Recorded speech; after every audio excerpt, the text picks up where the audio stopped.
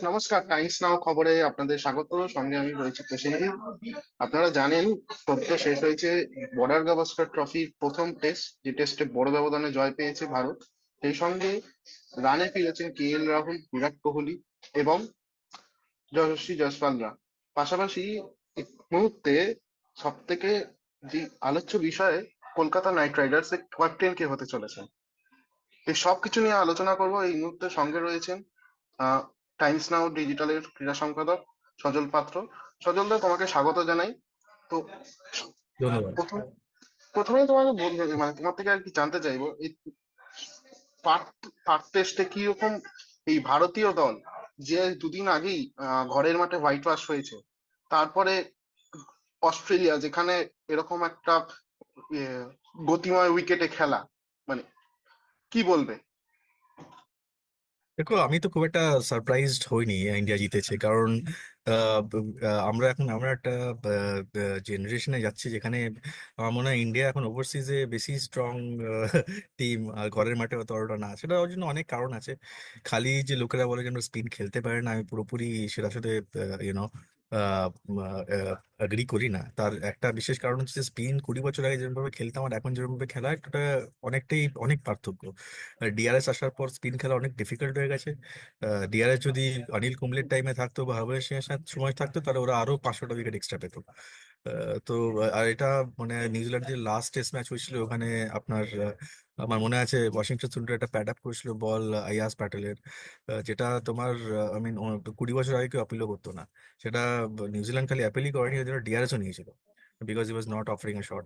তো এইসব খেলা অনেক বদলে গেছে, খেলা এক নেই কিন্তু। ঘরের মাঠে এখন তুমি অস্ট্রেলিয়াকে দেখছো। অস্ট্রেলিয়া কিন্তু এই না যে একমাত্র ইন্ডিয়ার কাছে হেরেছে, ওয়েস্ট ইন্ডিজের কাছেও হেরেছিল। এর আগে পাকিস্তান, আগে আগে লাস্ট ইয়ার যখন গেছিল তখন কিন্তু পাকিস্তান দুটো টেস্ট ম্যাচ অ্যাটলিস্ট কন্টেস্টে ছিল। ওরা অনেকগুলো ক্যাচ মিস করেছিল, যার জন্য জিততে পারেনি। কিন্তু পাকিস্তানও কিন্তু বেশ ট্রাবল করেছিল অস্ট্রেলিয়াকে।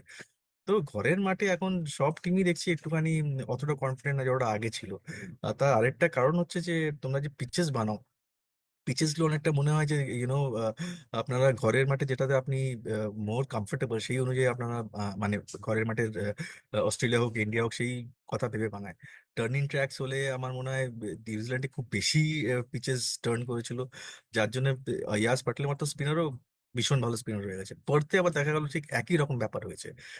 অস্ট্রেলিয়া পার্থে বরাবরই একটা একটা ভেরি স্ট্রং ইউনিট, কিন্তু আবার ওইখানেই আবার ওই ওই রকম বাউন্সি ট্র্যাকেও ইন্ডিয়া কিন্তু আমাদের কাছে বোলার ছিল, and they became more threatening. তো যার জন্য আমি সারপ্রাইজ না ইন্ডিয়ার। আমার মনে হয় অ্যাডিলেড টেস্ট ম্যাচটা ভীষণ ইম্পর্টেন্ট হবে এই সিরিজের কনটেক্সটে, কারণ অ্যাকশনও লিড করছে। অস্ট্রেলিয়া হচ্ছে এমন একটা টিম যেটা কিন্তু চুপ করে ঘুমাবে না, প্রিপেয়ার করবে, আর ভালোভাবে প্রিপেয়ার করবে, কারণ জানে যে অ্যাডিলেড টেস্ট জেতা মানে 1-1 হয়ে যাওয়া। তখন কিন্তু সিরিজ যে কোনো দিকে যেতে, মোমেন্টাম একটা অদ্ভুত জিনিস। 5 ম্যাচ সিরিজে, এটা 3 ম্যাচ সিরিজ না, এটা 5 ম্যাচ সিরিজ, মনে রাখতে হবে। ইন্ডিয়া খুব ভালো শুরু করেছে, কিন্তু অ্যাডিলেডে পরীক্ষা হবে ইন্ডিয়ার, কারণ Adelaide day night test match, অস্ট্রেলিয়ার ডে নাইট টেস্ট ম্যাচে খুব ভালো রেকর্ড। আর মাঝখানে একটা আমার মনে হয় ইন্ডিয়া একটা প্রাইম মিনিস্টার ইলেভেনের সঙ্গে ম্যাচও খেলছে 30 তারিখ, যতদূর আমার মনে হয়। হ্যাঁ। তো ওখানে রোহিত শর্মা কেমন নিকে থাকবে সেটা দেখা যাবে। আমার মনে হয় নিশ্চয়ই খেলবে টেস্ট ম্যাচটা। সুতরাং পার্থ হয়ে গেছে, ওটা এখন আমাদের পিছনে ফেলে রাখা উচিত। অ্যাডলির জন্য আমাদের প্রিপেয়ার করা উচিত। পার্থ অবশ্যই হিস্টোরিক উইন, কিন্তু পার্থে কিন্তু আমরা 2007-08-ও যখন সিরিজটা হয়েছিল ওখানেও জিতেছিলাম আমার যত মনে পড়ে। সুতরাং আমার কাছে আমি একদমই সারপ্রাইজ হইনি। এবং জসপ্রীত বুমরা যখন টস জিতে ফিল্ডিং নিয়েছিল, এই ব্যাটিং নিয়েছিল, তখন অনেকেই বলেছিল যে হয়তো ব্যাটিং নেওয়া উচিত হয়নি এরকম পিচে, ফিল্ডিং নেওয়া উচিত। কিন্তু রিকি পন্টিং কিন্তু বলেছিল তখন যে ব্যাট করে ঠিকই সিদ্ধান্ত নিয়েছে জসপ্রীত বুমরা। রিকি পন্টিং তো অস্ট্রেলিয়ায় খেলে বড় হয়েছে এবং সাধারণ ক্রিকেটার হুম। ছিল। তো সুতরাং ডিসিশন জসপ্রীত বুমরা ঠিকই নিয়েছে। কখনো কখনো ডিসিশন, এরকম ডিসিশন ব্যাকফায়ার করে যায়, কখনো আবার আপনার আপনার ইট গোজ ইন ইউর ফেভার, যেটা আমরা বলি ইংরেজিতে। মনে আছে 2002-তে যখন ইন্ডিয়া ইংল্যান্ড গেছিল, একই রকম ওয়েদারে হেডিংলিতে গাঙ্গুলি টস জিতে ব্যাটিং নিয়েছিল হুম। এবং ওই টেস্ট ম্যাচ জিতে যায়। সঞ্জয় বাঙ্গার আর রাহুল দ্রাবিড় মোস্টলি ওপেন করেছিল, যতদূর মনে পড়ে আমার। ওই টেস্ট ম্যাচে আবার মনে হয় ইন্ডিয়া খুব ভালো খেলেছিল এবং আমরা জিতে গেছিলাম টেস্ট ম্যাচটা। তো মাঝে মাঝে এরকম না কন্ডিশন যেখানে আপনার মনে হয় টেম্পটেড টু বোল, আপনি ব্যাট নিলেও মাঝে মাঝে যদি একটু রান হয়ে যায়, আপনার কনফিডেন্স এত বেড়ে যায় যে তখন আপনার মনে হয় যে টেস্ট ম্যাচটা জিতে যেতে পারে। পার্থে ঠিক সেটাই হয়েছে। কিন্তু অ্যাডিলেড যেটা বললাম, খুবই গুরুত্বপূর্ণ টেস্ট ম্যাচ। যদি ইন্ডিয়া ওই টেস্ট ম্যাচ জিততে পারে আমার মনে হয় সিরিজ ইন্ডিয়া জিতবে। একদম। যেটা বলছিলেন অ্যাডিলেডের পিঙ্ক বল টেস্ট, তার আগেই পার্থে কোহলি সেঞ্চুরি পেয়েছে। তো এটা কি প্লাস পয়েন্ট গোটা সিরিজের জন্য? অবশ্যই প্লাস পয়েন্ট। রান রান থাকা, রান করা একটা বিশাল বড় প্লাস পয়েন্ট। যে কোনো ক্রিকেটারের বোলারের পক্ষে উইকেটে থাকা ভীষণ ইম্পর্টেন্ট, ব্যাটসম্যানের জন্য রানে থাকা ভীষণ ইম্পর্টেন্ট। দেখো বিরাট কোহলিকে খুব একটা মানে এমন না যে ভীষণভাবে আউট অফ ফর্ম ছিল। দেখো নিউজিল্যান্ড সিরিজে কেউই রান পায়নি সেরকমভাবে। একদম। ইউনো কন্ডিশনসও ভীষণ ডিফিকাল্ট ছিল। অত ইজি কন্ডিশন ছিল না ব্যাট করার জন্য। মাঝে মাঝে এরকম যখন সিরিজ যায় একটা প্লেয়ারের না, তোমার খেই হারিয়ে ফেলে, মোমেন্টাম চলে যায়, কনফিডেন্স চলে যায়। তো আমার মনে হয় ব্যাটে রান আসছে না, বাট কোহলি আমার মনে হয় না আউট অফ ফর্ম ছিল সেরকম ভাবে। ফার্স্ট ইনিংসে আউট হয়ে গেছিল অবশ্যই, কম রান করে, বাট বলটাও ভালো ছিল। আর আমার মনে হয় সেকেন্ড ইনিংসে টেকনিক্যাল অ্যাডজাস্টমেন্ট উনি করেছিলেন, কারণ ফার্স্ট ইনিংসে অনেকটা ক্রিজের বাইরে থেকে ব্যাট করছিলেন। এক্সট্রা বাউন্সটা বুঝতে পারেননি, সেজন্য আউট হয়ে গেছিলেন। কিন্তু সেকেন্ড ইনিংসে রানে ফেরা, বিরাট কোহলি রানে ফেরা মানে বিশাল বড় একটা প্রাপ্তি ভারতীয় টিমের জন্য। কারণ আপনার একটা টপ প্লেয়ার বিরাট কোহলি রানে ফেরা মানে ম্যাচ কন্ট্রোল করতে পারে বিরাট কোহলি। এর একটা ভীষণ ইম্পর্টেন্ট পজিশনে ব্যাট করে 4 নম্বরে। সুতরাং দুর্দান্ত একটা জিনিস ভারতের জন্য। এবং তার সঙ্গে স্পেশালি জয়সওয়ালের কথা বলতে হবে, উনিও দুর্দান্ত ব্যাটিং করেছিলেন। আর কে এল রাহুলও ইউনো খুব ভালো ব্যাট করেছেন। তো এবার ইন্টারেস্টিং জিনিস হচ্ছে রোহিত শর্মা যদি আসে, সে কি ওপেন করবে না কে এল রাহুল আমার নিচে চলে যাবে? অনেকে একদমই। বলছে যে এই ওপেনিং প্লেয়ারই থাকা উচিত, আর একদম। রোহিতকে হয়তো নিচে 6 নম্বরে ব্যাট করা বেটার হবে। এটা হুম। ভীষণ টু আর্লি। আমার মনে হয় রোহিত ওপেনই করবে, আর রাহুলই হয়তো নিচে নামবে। কারণ ও 6 নম্বরে ব্যাট করবে, আমার মনে হয় না সেটা করবে বলে। কিন্তু সেটা একটা কিন্তু বিষয়, কারণ ওপেনিং পার্টনার সেটেল হয়ে গেছে এখন, প্রথম টেস্ট জিতেছে, কনফিডেন্সও হাই থাকবে। হুম। তো যদি রোহিত নিজে নেমে গিয়ে 6 নম্বরে ব্যাট করে, আমি খুব একটা সারপ্রাইজ হব না। একদমই স্যার সঙ্গে আমি যেটা বলছিলাম আর কি, যে এই যে নিউজিল্যান্ড টেস্ট সিরিজে যেটা হারলো ভারত ঘরের মাঠে, তো কোথাও কি অত্যাধিক আত্মবিশ্বাস হয়ে গেছিল ঘরের মাঠের সিরিজ জিততে, যেখানটায় নিউজিল্যান্ড, যেখানে এমন একটা দল যেখানে অনেক গুরুত্বপূর্ণ মানে ফাইনাল গিয়েও হারতে হয়েছে, সেখানে ঘরের মাঠে না, এরকম? আত্মবিশ্বাস তো আমি খুব একটা বলবো না হয়ে গেছে ওভার, কারণ আত্মবিশ্বাস হলে 3টে টেস্ট ম্যাচে আপনি হারবেন না। মানে আত্মবিশ্বাসে আপনি ফার্স্ট টেস্ট হারতে পারেন, সেকেন্ড থার্ড টেস্টে আপনি কাম ব্যাক করবেন। তো থার্ড টেস্ট ম্যাচে আমরা হেরে গেছি, তো এটা তো আত্মবিশ্বাসের ব্যাপার না। এটাতে অনেকটা আপনার এটা বুঝতে হবে যে ইউনো মাঝে ইংরেজিতে আমরা বলি রাব অফ দ্য গ্রিন। কপালও খুব একটা ভালো থাকতে হয়। কপাল আমার মনে হয় না ইন্ডিয়া টিমের নিউজিল্যান্ড সিস্টে ছিল। তাছাড়া আপনি যখন এরকম ধরনের স্পিনিং উইকেটস বানান, আপনার কাছে যে স্পিনার গুলো আছে তারা কিন্তু অনেক ভালো স্পিনার। জাদেজা আর অশ্বিন, এরা ট্রাইড অ্যান্ড টেস্টেড স্পিনার্স, তারা অনেক উইকেট পেয়েছে। দুজনে মিলে বোধহয় 900 খানা উইকেট নিয়ে নিয়েছে টেস্ট ম্যাচ ক্রিকেটে। তো তাদের মনে হয় ঘূর্ণি উইকেট দরকার না তাদের উইকেট নেওয়ার জন্য, তারা যে কোনো ভালো উইকেটও আপনাকে উইকেট দিয়ে দেবে। তো আমার মনে হয় একটুখানি প্ল্যানিং এ একটুখানি গড়বড় ছিল। হতে পারে যে ওরা ভেবেছিল যে টার্নিং ট্র্যাক করলে ইজি হবে, যেটা ব্যাকফায়ার করে গেছে, যেটা পার্থে অস্ট্রেলিয়ার সাথে হয়েছে। সুতরাং কিন্তু 3বার একই জিনিস হওয়াটা একটুখানি হতাশ হওয়ার ব্যাপারই। যে আমি ভেবেছিলাম হয়তো থার্ড টেস্টে প্ল্যানিংটা চেঞ্জ করে হয়তো টার্নিং ট্র্যাক করবে না, হয়তো তোমার একটু ভালো উইকেট বানাবে, যেখানে ব্যাটারদেরও একটা ভালো সুযোগ থাকে।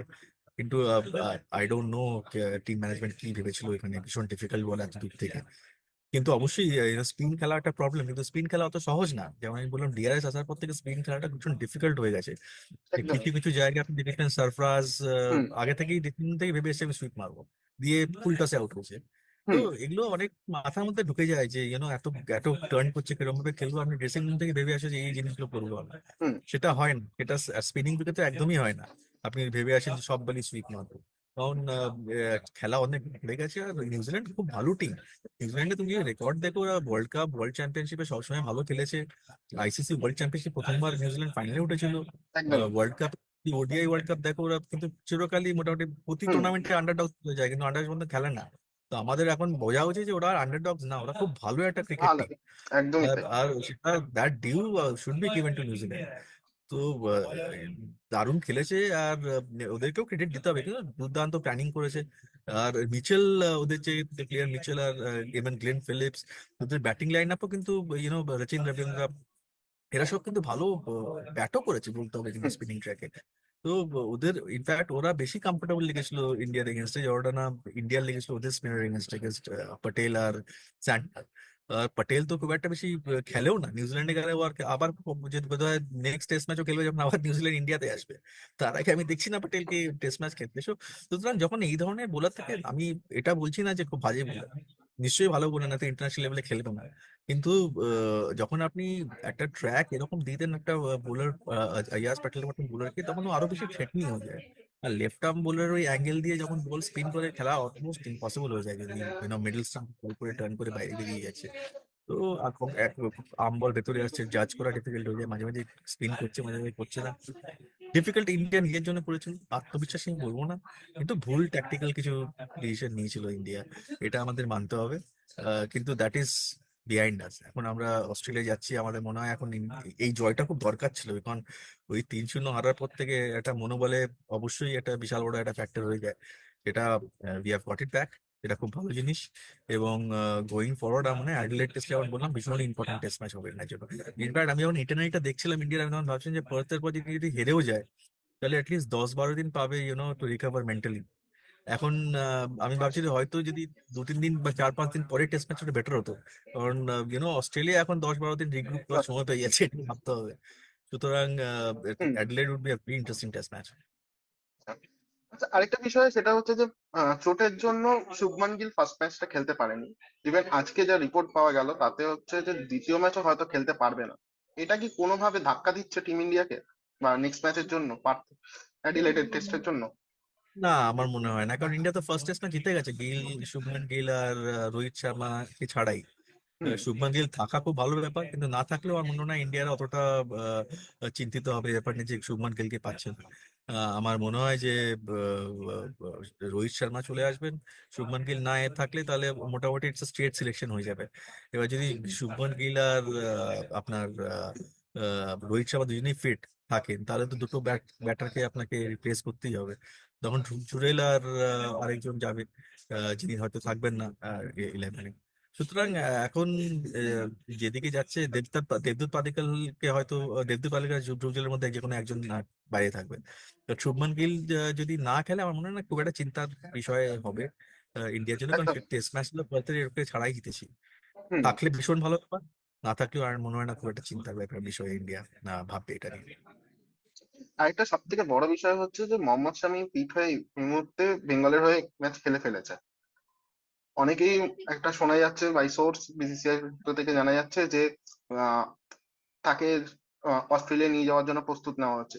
এইটা কতটা মানে ইম্পর্টেন্ট যে মানে অস্ট্রেলিয়ায় একটা ওই মোহাম্মদ শামির মতো প্লেয়ারকে পাওয়া, বা এরকম যেটা শোনা যাচ্ছে আর কি?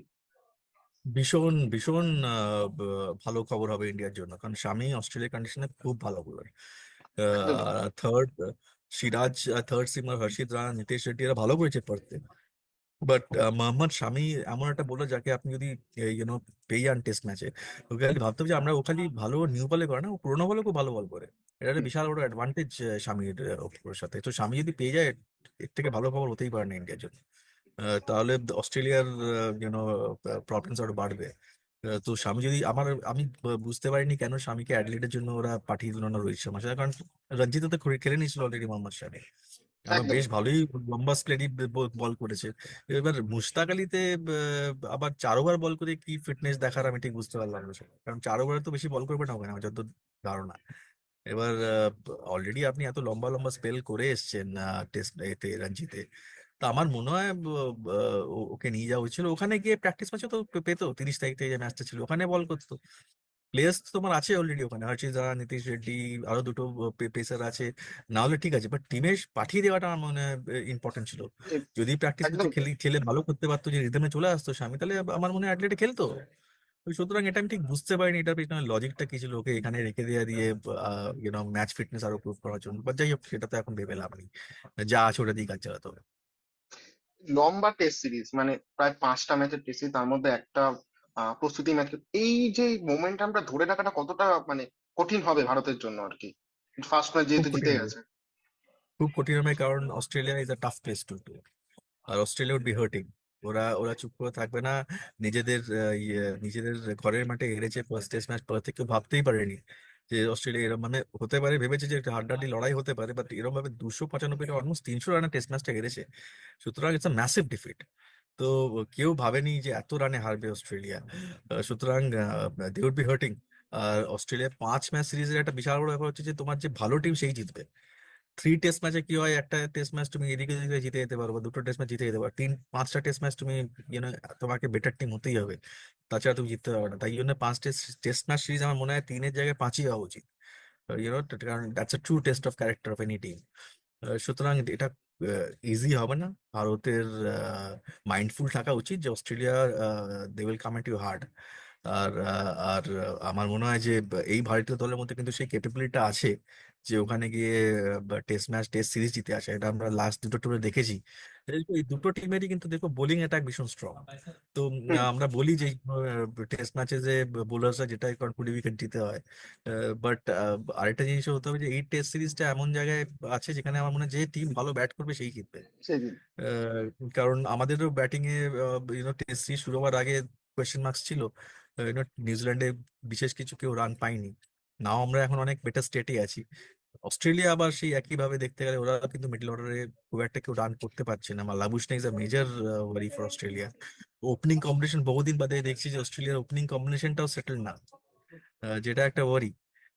হ্যাঁ। একদমই তাই। আর আপনার মিডল অর্ডারে ইউনো ওই লাবুশনে স্মিথের রান না পাওয়াটা একটা বিশাল বড় চিন্তার বিষয় অস্ট্রেলিয়ার জন্য। তো ইন্ডিয়ার কিন্তু এটা খুব ভালো একটা খবর।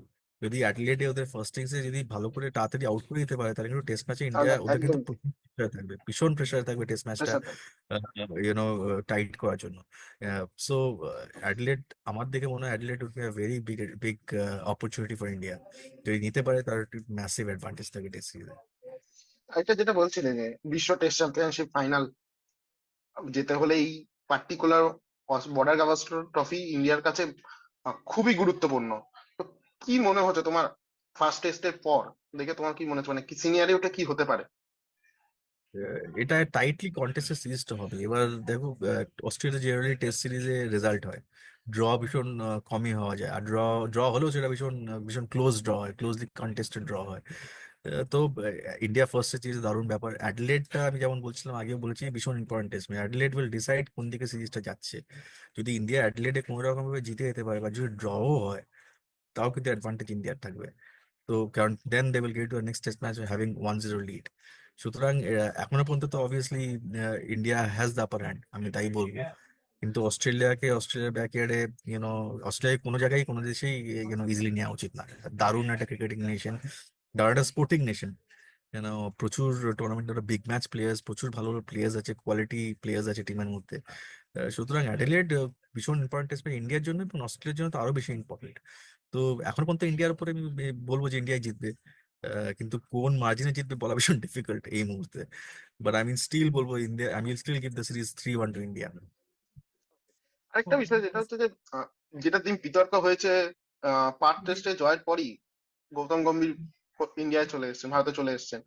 তো যেহেতু গৌতম গম্ভীর ভারতীয় দলের দায়িত্ব নেওয়ার পর একটা বিতর্ক তো হচ্ছে যে তার পারফরমেন্স খুব একটা ভালো না, তার মধ্যে একটা জয় পেয়ে ফিরে আসা, এটাকে কিভাবে দেখছো? না, তো ব্যক্তিগত কারণে ফিরে এসেছে সে, ঠিক আছে, সেটা নিয়ে অতটা আমাদের মনে হয় না খুব একটা আলোচনা করা উচিত। ব্যক্তিগত কারণে ফিরে আসছেন, কিন্তু উনি তো আবার চলে যাবেন আবার টেস্টের আগে, আমার যতদূর আমার ধারণা।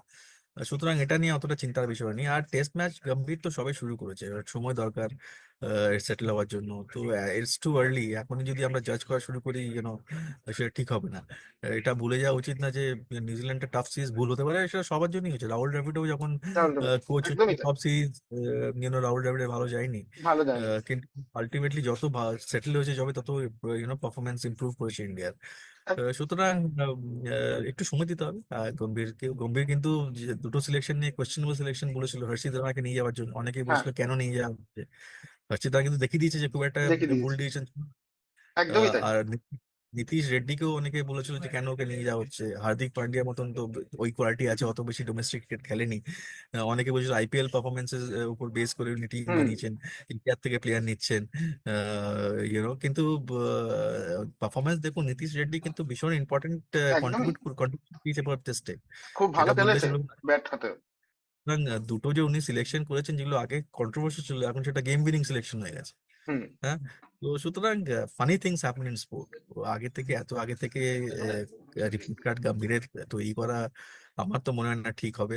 আর গাম্ভীর নিজের ক্যারিয়ারও যদি তুমি দেখো, বড় ম্যাচে রান করেছে। ইন্ডিয়া 2007-এর ওয়ার্ল্ড কাপ, T20 ওয়ার্ল্ড কাপের গম্ভীরের রান আছে। 2011-এর ওয়ার্ল্ড কাপ ফাইনালে গম্ভীর রান আছে। দুটো টুর্নামেন্টেই গম্ভীর হুম। Is a fighter. ও এমন প্লেয়ার না যে তোমার গিভ আপ করে চলে আসবে। লড়াই করে, ভীষণ লড়াকি মানসিকতার ভদ্রলোক। And he will give it back the way he receives it, যেটা আমরা বলি। সুতরাং ইন্ডিয়া অ্যাগ্রেসিভ ক্রিকেট খেলবে ওনার আন্ডারে, যতদূর আমার মনে হচ্ছে। The brand of cricket that India will play, আমার মনে হয় you know in the next 2-3 years, Rahul Dravid যেখান থেকে ছেড়ে গেছেন, গম্ভীর আমার মনে হয় সেখান থেকে টিমকে অন্য একটা জায়গায় নিয়ে যেতে পারবে, সে ক্যাপাবিলিটি আছে ওনার। এবার একটু আইপিএল এর দিকে আসা যাক। আইপিএল এর কথা মাথায় এলেই কলকাতা নাইট রাইডার্স গত বছর চ্যাম্পিয়ন হয়েছে। অধিকাংশই ক্রিকেটারকে তারা ধরে রাখার চেষ্টা করেছে। তো তোমার মতে আগামী 2025 আইপিএল এ কেকেআর এর টিম কম্বিনেশনটা কেমন হতে পারে? দেখো, মোস্ট প্লেয়ার্স, বেশিরভাগ প্লেয়ার রিটেন করে ফেলেছে। ওনার কেকেআর ছিল কোর, কোর যেটি ছিল তাটা, সেটা রিটেন করার জন্য। এখন শ্রেয়াস আইয়ার চলে গেছে, তো আমার প্রশ্ন থাকবে যে কাকে দিয়ে ক্যাপ্টেন্সি করাবে। কারণ একদমই তাই। আমি আমি বুঝতে পারলাম না শ্রেয়াস আইয়ার সঙ্গে কি হয়েছিল ব্যাপারটা। শ্রেয়াস আইয়ার তো অনেক টাকা দিয়েই গেল। তো একদম। এবার আহ, কেন রিটেন করেনি, কি ব্যাপারে রিটেন হয়নি, এটা ভীষণ ক্লোজ ডোরসে কি আলোচনা হয়েছে আমরা সেটাতে খুব একটা আমরা জানি না কি হুম। ব্যাপার। এবার শ্রেয়াস আইয়ার যখন ক্যাপ্টেন্সি করে তোমাকে ট্রফি দিয়েছে, আমার মনে হয় রিটেন করাটা উচিত ছিল ওনাকে। কিন্তু এখন নতুন টিম বানাতে চাইছে কেকেআর 3 বছরের জন্য মেগা অপশনে। কোর্টটা রিটেন করেছে ওনারা, কিন্তু এটা বললে চলবে না যে সুনীল নারায়ণ, অ্যান্ড্রে রাসেল, এরাও কিন্তু আস্তে আস্তে বয়সের দিকে যাচ্ছে। এরা একদম। ইয়াং ক্রিকেট না, না। এবং বাকি টিম প্রিপেয়ার্ড হয়ে আসবে কিভাবে সামলাতে হবে। আর অ্যান্ড্রে রাসেল অনেকটা লটারির মতন, কোন দিন চললে চলবে, কোন দিন চললে চলবে না। তো হুম। কোর টিম ধরে রেখেছে, কিন্তু আমি আমি কিউরিয়াস এটা জানতে যে কি ক্যাপ্টেন্সি করছে। কুইন্টন ডিকক আমার মনে হয় খুব ভালো একটা বাইক। আহ আজিঙ্কে রাহানেকে উনি রাহান। নিয়েছেন আমার পান্ডে। এবার রাহানে আর মনীষ পান্ডে দুজনের মধ্যে তো আমার মনে হয় কি কাউকে না কাউকে আপনাকে প্লেইং ইলেভেনে খেলাতেই হবে। খেলাতে যাও। আহ, এবার রাহানেকেও ক্যাপ্টেন্সি দিতে পারে। ভালো ক্যাপ্টেন্সি করে Rahane, last time Australia series জিতে এসেছিলেন। সুতরাং খুবই ইন্টারেস্টিং একটা ফেজ দিয়ে যাচ্ছি আমরা। কিন্তু আরেকটা জিনিস ভাবতে হচ্ছে কেকেআর কিন্তু খুব একটা বেশি স্লটস ওনার ফিল করেনি। আমার 21টা প্লেয়ার নিয়েছেন। হ্যাঁ, আহ, এখনো অনেক, আহ, 5টা মতো আহ, স্লট ফাঁকা রয়েছে। ফাঁকা রেখেছে। হুম। তো অপশনস খুব একটা বেশি রেখেছে বলে মনে হয় না। আমার মনে হয় ওনার কেকেআর এর পর বোধহয় পাঞ্জাবই একমাত্র টিম যেখানে ওদের থেকে কম প্লেয়ার, কোর টিমের কম প্লেয়ার আছে। সুতরাং খুব একটা বেশি অপশনসও নেই। কিন্তু দেখতে হবে কিরকম ভাবে টিম সাজায়। টিমটা খুব একটা খারাপও হয়নি। কিন্তু কে ক্যাপ্টেন্সি করবে, ক্যাপ্টেন্সি ইজ ভীষণ ভাইটাল জিনিস। অনেকে বলছে ভেঙ্কটেশ আয়ারকে দেওয়া হবে। ভেঙ্কটেশ একদমই আয়ার তাই। আমি একটা আমি তো এটাই বলতে ছিলাম। চাইছিলাম। এটা শোনা যাচ্ছে ভারতীয় ক্রিকেটে, যেটা ভেঙ্কটেশ আয়ার, রিঙ্কু সিং এর নাম শোনা যাচ্ছে। কিন্তু রিঙ্কু সিং হয়তো হবেন না, কারণ এই কারণেই, কারণ তার বয়সটাও অনেকটা কম, সেইভাবে অভিজ্ঞতার একটা অভাব রয়েছে। তো তাকে হয়তো নাও দিতে পারে, কিন্তু ভেঙ্কটেশ আয়ারের নাম কিন্তু শোনা যাচ্ছে। পাশাপাশি আমি একটা যেটা বলছিলাম। স্টেটমেন্টও দেখছিলাম শুনছিলাম যেখানে বলেছেন যে I am ready for the job. হ্যাঁ। সুতরাং আহ, আমি জানি না এবার ওই প্ল্যানিং এই ওনারা আইআরকে রিটেন করেছেন নাকি, ভীষণ ডিফিকাল্ট বলা। কিন্তু আহ, কতটা সাকসেসফুল হবে এগুলো বলা ভীষণ ডিফিকাল্ট। আমরা বলতে পারি যে হয়তো ওর এক্সপিরিয়েন্স নেই, সাকসেসফুল হবে না, কিন্তু স্পোর্টে এনিথিং ক্যান হ্যাপেন। আর যতক্ষণ না আপনি সুযোগ দিচ্ছেন কাউকে, ততক্ষণ বুঝবেন কি করে কত ভালো কত খারাপ। একদমই তাই। তো এবার ওনার টিমে যে কোর টিমটা থাকবে কেকেআর মোটামুটি তো প্রায় একই থাকবে, খুব একটা চেঞ্জেস হবে না। ছ হুম। সাত জন প্লেয়ার তো প্রায় একই আছে। হুম। আহ, রাহানে ভালো এডিশন। এবার কিরম খেলবে, কিরম ফর্মে থাকবে রাহানে বলা মুশকিল। মনীষ পান্ডের একটা অ্যাডভান্টেজ হচ্ছে দারুণ ফিল্ডার। ওর সাথে রমনদীপ সিংও খুব দারুণ ফিল্ডার। হুম। সুতরাং আমার মনে হয় চারটে যে ওরা বিদেশি খেলাবে, আমার মনে হয় তার মধ্যে আফগানিস্তানের গুরবাজ থাকবে, গুরবাজ থাকবে অবশ্যই। রেন থাকবে, হুম। নরকে আমার মনে হয় খেলাবে, আর আপনার অ্যান্ড্রে রাসেল খেলবে। রাসেল। এই চারটি বিদেশি আমার মনে হয় প্রথম দিকে ওনারা খেলার চেষ্টা করবে। তারপর কিরকম ইন্ডিয়ার কম্বিনেশনটা হবে সেটা দেখতে হবে কিরকম হবে। আইয়ার তো খেলবেই। হুম। রাহানে আর মনীষ পান্ডের মধ্যে কাউকে প্লেইং ইলেভেনে রাখবে। বরুণ চক্রবর্তী অবভিয়াসলি খেলবেই, আপনার রিঙ্কু সিং, আহ, রমনদীপও আমার মনে হয় ফার্স্ট টিমে খেলবে। তো ইন্টারেস্টিং। আমার যতদূর মনে হচ্ছে যে রিটেন করবে কি করতে পারবে না সেটা এখন কিরকম। IPL is a funny tournament, ভীষণ difficult whether they can defend a title or not. But টিমটা খুব একটা খারাপও না, এটাই বলবো যে আমার মনে হয় নক আউট পর্যন্ত তো লাস্ট ফোরে তো যাওয়া উচিত, প্লে একদম। অফস পর্যন্ত। কেকেআর এমন একটা দল যেখানে যারা আর কি চ্যাম্পিয়ন অধিনায়ককে পরের বছরই ছেড়ে দিয়েছে। তো কি মনে হতে পারে, মানে তোমার কি মনে হয় যে এটা কি ভুল সিদ্ধান্ত না ঠিক সিদ্ধান্ত নিয়ে নিয়েছে? দেখো, আমার মনে হয় ওরা রিটেন করতে চেয়েছিল, যতদূর আমি শুনেছি, রিপোর্টস, মিডিয়া রিপোর্টস যা বলে। বাট আইয়ার হয়তো মুভ অন করতে চেয়েছিল, যতদূর আমার ধারণা। But সেটা টাকা পয়সা নিয়ে ব্যাপার হয়েছে নাকি, ডিফিকাল্ট বলা। কিন্তু আলটিমেটলি তো he has gone for lot of money, 24 27 এরকম কিছু একটা, 24 crores না, ওরকমই তো কিছু টোয়েন্টি একটা সিক্স গেছে। Point seven five 26.75। তো তাহলে তো মানে 26.75 ভালোই, ইজ গট ফর বিগ বাক্স, সেটা তো এক্সপেক্টেডই ছিল। কিন্তু হ্যাঁ। এবার কেন আহ, ওকে ফার্স্ট চয়েস হিসেবে রিটার্ন করেনি, এটা ভীষণ ডিফিকাল্ট কোয়েশ্চেন আনসার করার জন্য। বাট মুভ অন, টিম বানিয়ে ফেলেছে কেকেআর। এখন নতুন কোনো ক্যাপ্টেন আসবে, তাকেও সুযোগ দেওয়া উচিত, 3 বছর, হু নোজ, সে হয়তো আরো ভালো করতে পারে। একদম। অনেক ধন্যবাদ সজলদা, সঙ্গে ছিলেন টাইমস নাও ডিজিটালের ক্রীড়া সম্পাদক। সজলদা, তোমাকে ধন্যবাদ। Thank you.